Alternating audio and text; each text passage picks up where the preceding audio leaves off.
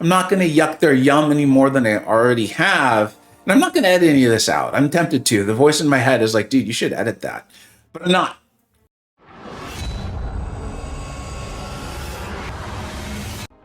Welcome back to the channel. All right. Yes, you can probably hear it in my voice, but I wanted to get this video out. I do have COVID and I'm going to try to stay coherent for at least the 5 to 8 to 10 minutes of this video runs, cat. We'll see how that goes, right? I'm sure you will let me know in the comments. For those of you who are like, we don't need your opinion, Vega. We've gotten all the opinions from all the YouTubers and all of that. I'm gonna give you the too long didn't read. All you need to do is, after this video is done and it's uploaded, I'm going to make a comment with each champion that's eligible for the vote, the one that gets the most thumbs up. I'll check this sometime tomorrow. I will pick from the Crystal Selector, and my one piece of advice is none of these champions are game breaking. Like, none of them are going to make your account. I'm sure that you can enjoy some more than others. Some will help your account more than others, but I truly believe that, let's say in a year's time, and really that is how this game is often played, right? We're gonna look back and be like, yeah, it didn't really matter. It is what it is. And they're good. It's fun. I like the event. I think this was cool. No like shade, comments, anything. Please don't read any more deeply into it than that. But we've talked this over on my Discord server so many times. It's been a lot of fun. We gave Na a headache, which I think actually makes this all worthwhile.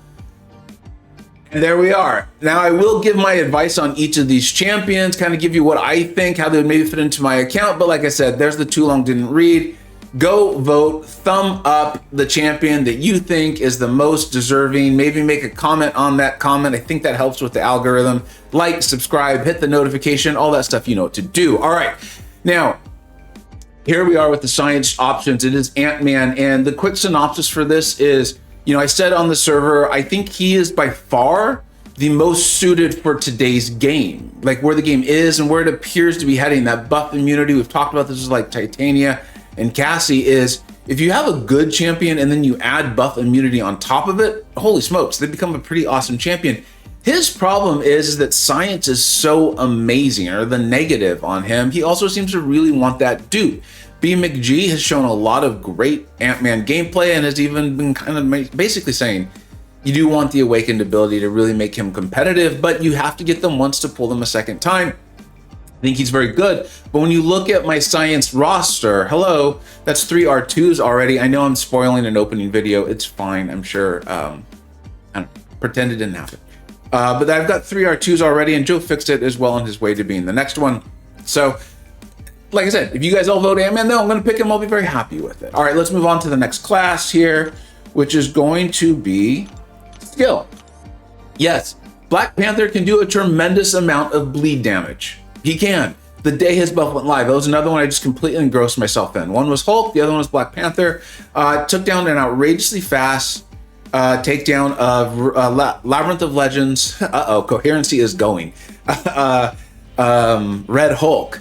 And a lot of that's due to the way Red Hulk plays, his AI, the hitboxes of both of those champions is phenomenal. And Black Panther is cool. Don't get me wrong, I really like him. Na has been showing us some tremendous fights with him, using him in Battlegrounds, but even he's kind of not soured on him, it's just the skill class has moved on. Also, honestly, outside of just the pure damage, you're gonna end up wanting him awakened and probably get him to a really high sig. Today's game, we're rarely asked to just do a ton of damage.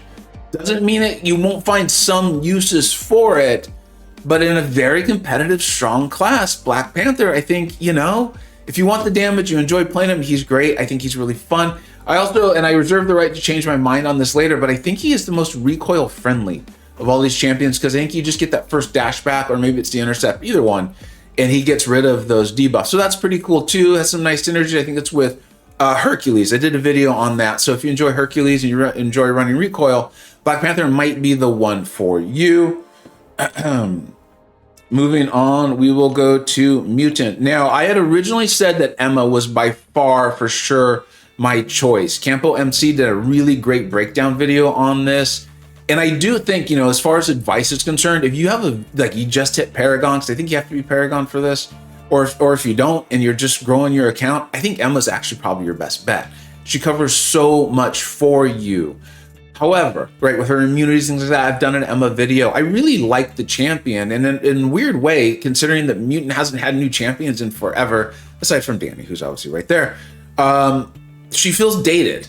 The class was just so strong. If you haven't been playing this game that long, it feels like maybe just a year, maybe 2 years ago, somewhere in that timeline, Mutant was considered by far the strongest class, by far. And just by virtue of not having new champions come out and the other classes getting significantly stronger, I think Mutant's fallen off a little bit. But, you know, Seaton put out his video today. MSD did a testing video, and Nick136 did as well. Emma just didn't pop like I thought. Especially taking her to rank 2 with the 7-star stat focus or whatever it's called, giving her more crit rate. I really thought she'd be critting more frequently and that the SP2 would be bigger. I don't know how to explain why it's not. And part of me is like, if you guys all vote for her, I'm very excited to test it for myself and see if maybe something, I don't know, just try to figure that out. So I would like to pick her. And if I was just given blanket in a vacuum advice for an account for you all, I would say Emma is the best one to pick if you don't have a specific need, right? We're going to get to Maw. I know you're all like, but everyone's telling us Maw. Well, if you don't have a specific need, if Battlegrounds isn't purely your focus, I would go with Emma. She covers a lot of ground if your account's maybe not in the most mature size or whatever, right? Words are hard when you are sick. Okay, now here's the one. You can't vote. I'm not going to put Red Goblin in. You can do a write-in candidate if you want, which I now know many of you are going to do. And it will be funny. I will actually get a lot of laughs. In fact, if you could do me a favor, because I'm enjoying laughing right now, I always enjoy laughing. Someone do a write-in candidate for Goblin. And if Red Goblin gets the write-in candidate and gets over 50% of the vote, and it can just be 50.01% of the vote, I will pick Red Goblin. Let's put it that way. But I will not write Red Goblin myself, which means people have to have made it this far in the video. I think he's one of the least suited for today's game. You know, there's Campo MC, whose video I will link in the description. It's a great breakdown of all these champions. MSD, and I do believe Aiden on my Discord server all really like Red Goblin. These are 3 of my favorite, very smart people in MCoC. Yeah, you know, I think it's with the Odin fights or the Gallon ones. I don't like Red Goblin. Despite him being why Campo and I even got to know each other in the first place, I just don't see his value in today's game at all.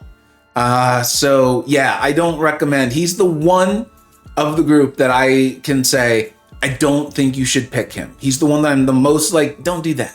Especially because we have no news or idea that any of these champions are getting buffed. None of them really necessarily need it. I don't know. I would not pick Red Goblin. Moving on to the tech class. Cap Sam. I'm sure many of you have heard my spiel on Cap Sam, my rant.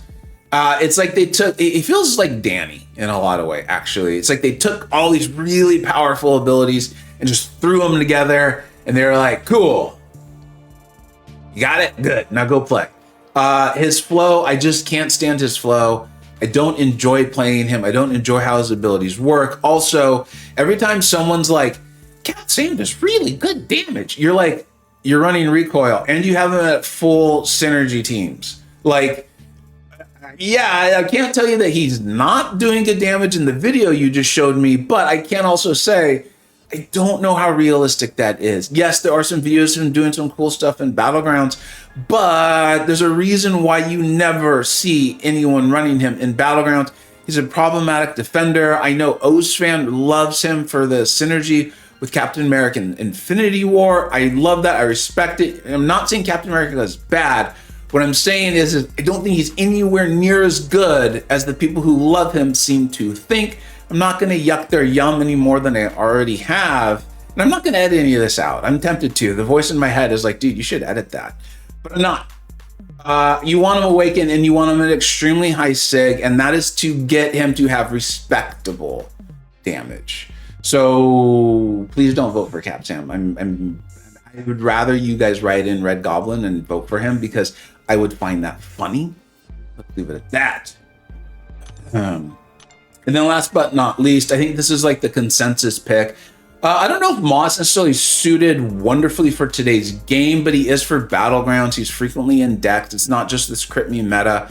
You know, you can pick him. Oh, you don't even have to level him up, right? Or rank him up. You know, whatever. You guys know what I'm talking about. You just put the ISO in. Don't put in any of the rank up mats. And you've got yourself basically over, it's like a rank 4.56 star Ebony Maw. That's going to see you for a long time. You can see, though, this is similar to me, or for me, where I was with Science, right? I've already got 3 rank 2 Mystic Champions. I got super lucky, pulled Kindred in a very limited amount of crystals. Now, you do want Kindred Awaken, so it's not quite as strong as the parallel with Science, right? Science, I've already got another rank 2 that I know I want to do. So I could see myself ranking up Ebony Maw, and like, because I have the experience of making tier lists, what happens is it forces you to recognize a champion is good, but you have to think of them in relation to each other, right? They're competing for your rank up mats. They're competing for those spots on your questing teams, your war teams, your alliance quest teams. And then at 30, a battlegrounds deck. There's only so many you can put. So many of them are good. That's why my tier list is the way it is. We have so few tiers just to show you, like, this is how many champions are good, very good. And so it's competitive out there. Now, I do actually enjoy playing Maw offensively, and if you're unfamiliar with how to play him offensively, I will link this in the description too. Hopefully I remember to write all this down. But DLL did a fantastic guide on Ebony Maw. I've used that, I've listened to it, I've watched it. It's helped me become better at Ebony Maw, and there have been metas where I've actually used him as a dual threat champion in Battlegrounds.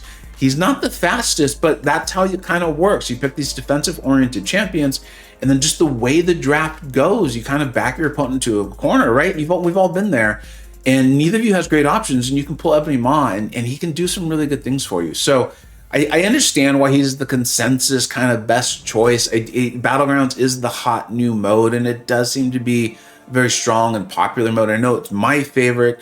Ebony Maw seems to be by far the most relevant for it, so I think he makes the most sense, but it's not exciting. It's not exciting. I do think maybe Ant-Man and Emma, Emma are a bit more exciting. If you all pick him, I'll be very happy. He'll almost definitely go into my Battlegrounds deck, but then you run into the scenario of, do I want to fight him? Like, am I banning my own rank 4 or whatever? So, but I think that's a problem you can handle when you get there. I can't wait to see who you all picked. I hope this was helpful to you. Have fun with it. That's the big advice, though, is, like I said in the beginning of the video, none of these champions are going to make or break your account. Do what you can to have fun with it.